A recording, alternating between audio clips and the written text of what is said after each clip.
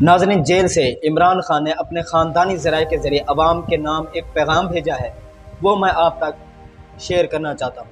آپ نے سنا بھی ہوگا، دیکھا بھی ہوگا، اور یہ سوشل میڈیا پر شیئر بھی ہو رہا ہے۔ تو میں چاہتا ہوں کہ آپ اگر کوئی کسی تک یہ پیغام نہیں پہنچا تو آپ یہ پیغام جو ہے مجھ سے ریسیو کر لیں۔ عمران خان صاحب نے کہا کہ جب 5 اگست کو مجھے اٹک جیل میں قید کیا گیا تھا تو پہلے چند روز میرے لیے خاصے مشکل تھے۔ سونے کے لیے میرے پاس بستر نہیں تھا اور مجھے فرش پر لیٹنا پڑتا تھا، جہاں دن کے وقت کیڑے مکوڑے اور رات کو مچھر ہوتے تھے، لیکن اب میں اس میں ایڈجسٹ ہو گیا ہوں۔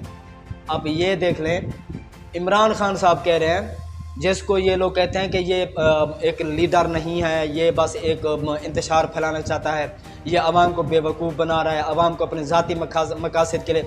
دیکھیں، اس نے اگر عوام کو اپنے ذاتی مقاصد کے لیے استعمال کرنا ہوتا تو اپنی ذات کو مشکلات میں نہ ڈالتا۔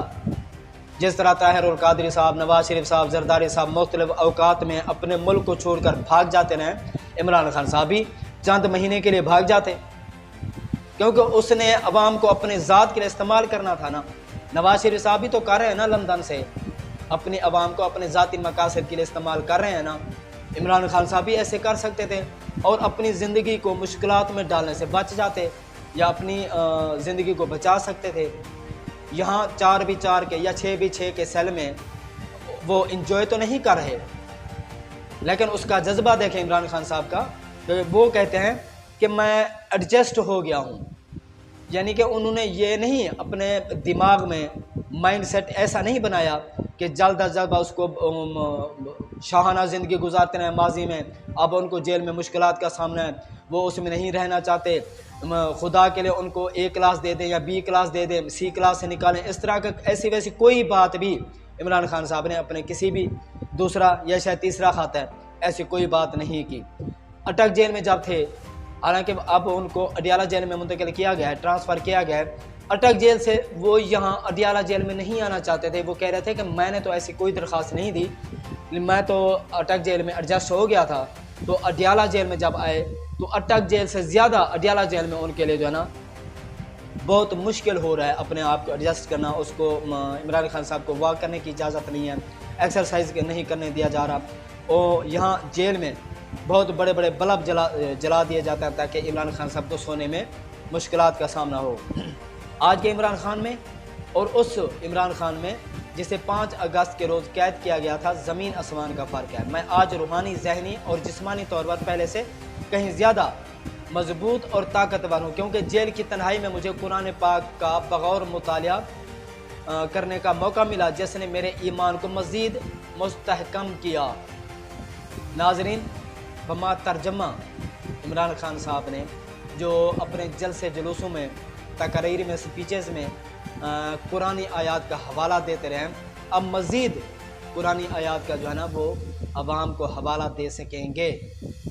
تو یہ ان کے لیے خوشخبری یا خوش قسمتی کی بات ہے کہ قرآن پاک کا گہرائی میں جا کر ان کو مطالعہ کرنے کا وقت ملا۔ مشکلات ہر لیڈر پر آتی رہتی ہیں، وہ الگ بات ہے کہ کچھ لیڈران جو ہیں مشکلات برداشت نہیں کر سکتے، کمپرومائز کر لیتے ہیں قوم کے اور ملک کے مفاد پر یا اسلام کے مفادات پر، اور کچھ جو ہیں کمپرومائز نہیں کرتے، تمام قسم کی جو ڈیفیکلٹیز ہیں ان کو فیس کرتے ہیں، جس طرح عمران خان صاحب نے کیا ہے۔ اور قرآن پاک کے ساتھ ساتھ میں دیگر کتب کا مطالعہ بھی کر رہا ہوں۔ دیگر کتب سے مراد ان کا اسلامی کتب ہے، یہ نہیں کہ جو انگریز جو ہے نا تاریخ دان گزرے ہیں، سیاست دان گزرے ہیں، یا ادیب گزرے ہیں، اساتذہ گزرے ہیں، یا لیکچرار گزرے ہیں، ان کا نہیں، اسلامی کتب کا جو ہے نا وہ مطالعہ کر رہے ہیں۔ اور اپنی سیاسی زندگی کے گزشتہ چند سالوں کے واقعات پر بھی غور کر رہا ہوں۔ گزشتہ واقعات مطلب ریجیم چینج کے بعد کے واقعات، جہاں تک میرا جو نالج کام کرتا ہے یا میری سوچ کام کرتی ہے وہ یہی ہے کہ 9 اپریل ریجیم چینج کے بعد کے جو سیاسی حالات فیس کیے ہیں عمران خان صاحب نے، جو مشکلات فیس کی ہیں، جو عمران خان صاحب کی عوام کے ساتھ ہوا ہے، میں مختصراً آپ کو بتا دوں کہ 25 مئی سے لے کر 5 अगस्त इमरान खान साहब के जब गिरफ़्तार हुए उस दिन तक जो इमरान खान साहब के या इमरान खान साहब की आवाम के साथ हुआ है, परवेज़ इलाही के साथ हुआ है, इमरान खान साहब की दीवार तोड़ी गई, गेट तोड़ा गया, उसके घर घुस गए, उसमें उसके घर में से कुछ चीज़ें बरामद जो है ना हवाई रास्ते से वहाँ पहुँचाई गई और उससे बरामद की गई। तो अवाम की चादर और चार दीवारी जिस तरह पामाल हुई है, वो साहब ने देखा रात के 2-2, 3-3 बजे रात को घुस जाना बगैर किसी सर्च वारंट नोटिस के या अरेस्ट वारंट के, उनके घर की तलाशी, उनके बीवी बच्चों को हिरासा करना, लूट मार भी की गई है। अब ये देखें कि असलम इकबाल साहब का जो है ना एक बहुत अफसोस से कहना पड़ रहा है कि ट्वीट कि उसकी बेटी का जहेज़ भी वहाँ से चोरी कर लिया गया।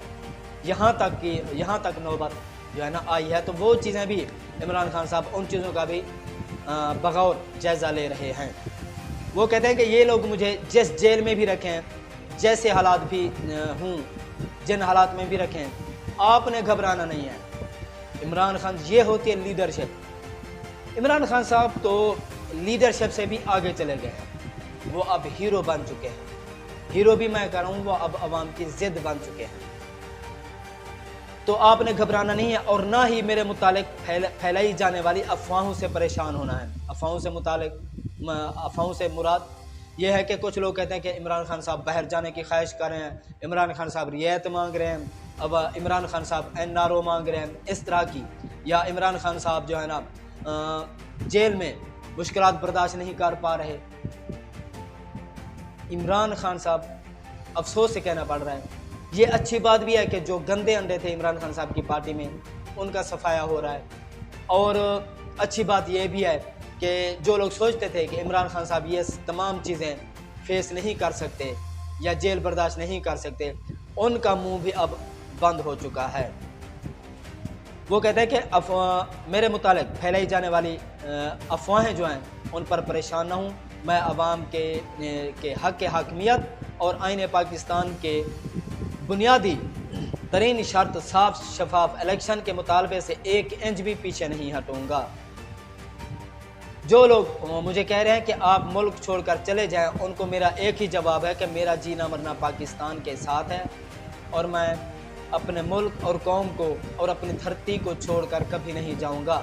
जहां तक साइफर मुकदमे का ताल्लुक है, ये मुकदमा साबिक आर्मी चीफ डोनाल्ड लू को बचाने के लिए, यानी कि साबिक आर्मी चीफ जनरल बाजवा के से मुताल्लिक़ कह रहे हैं, और डोनाल्ड ब्लूम को बचाने के लिए खड़ा गया है। मुल्क का मुंतखब वज़ीर आज़म तो मैं था, जनरल बाजवा के साथ मिलकर गद्दारी तो मेरे साथ की गई है, और आज मुझ पर यह मुकदमा इसलिए कायम किया गया है कि मैंने पाकिस्तान अवाम को, जो कि उस मुल्क के असल हाकिम हैं, इस गद्दारी की खबर दी, उससे मुतालिक आगाह किया। मुझे अगर किसी चीज़ की तकलीफ़ है तो उन कारकुनान, ख़ुसूसन ख़वातीन कारकुनान की असीरी की तकलीफ़ है, जिन्हें ताकत के घुमंड में मुब्तला चंद अफराद ने अपनी अना की तस्कीन के लिए कई माह से कैद किया हुआ है। सनम जावेद, तैयब राजा, फलाक जावेद, आलिया हमज़ा, डॉक्टर यास्मीन राशिदा, इस तरह की जो ख़वातीन हैं, ये उन मर्दों, डरपोक मर्दों से बेहतर हैं। क्या इनके बीवी बच्चे नहीं हैं? उन डरपोक मर्दों से बेहतर हैं जिन्होंने अपनी यानी कि मुश्किलात बर्दाश्त करने की बजाय प्रेस कॉन्फ्रेंस करना मुनासिब समझा। एक तो प्रेस कॉन्फ्रेंस की, दूसरा इमरान खान साहब पर संगीन इल्ज़ामात लगाए, उसको 9 मई का मास्टरमाइंड बतलाया। ये उन लोगों से, ये सनफ़ नाजुक जो है, सनफ़ आहिन बनकर जो उभरी हैं, उनसे बेहतर है। मेरी अदलिया से अपील है कि हमारे कारकुनान को रिहाई दिलाई जाए।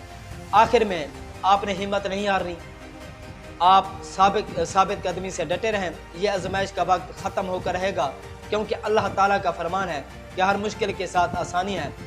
आप हर फोरम पर इस गैर मुंतखब हुक्मरान टोले, उनके सहूलतकारों के खिलाफ आवाज़ उठाते रहें और मुल्क में साफ शफाफ इलेक्शन का मुतालबा करते रहें। यह था इमरान खान साहब का ख़त, जो अवाम के नाम था। ये पहुँचाना हमारे लिए फ़र्ज़ था और ये हर्फ ब हर्फ हमने आप तक पहुँचाया है, क्योंकि ये अमानत थी, हमने आप तक पहुँचाने की। अब तक इतना ही। आप अपना और अपने चैनल का ख्याल रखिएगा। इस चैनल को सब्सक्राइब भी कर दें تاکہ پی ٹی آئی کی، عمران خان صاحب کی اور عوام کی آواز جو ہے ہم آپ تک پہنچاتے ہیں۔ شکریہ۔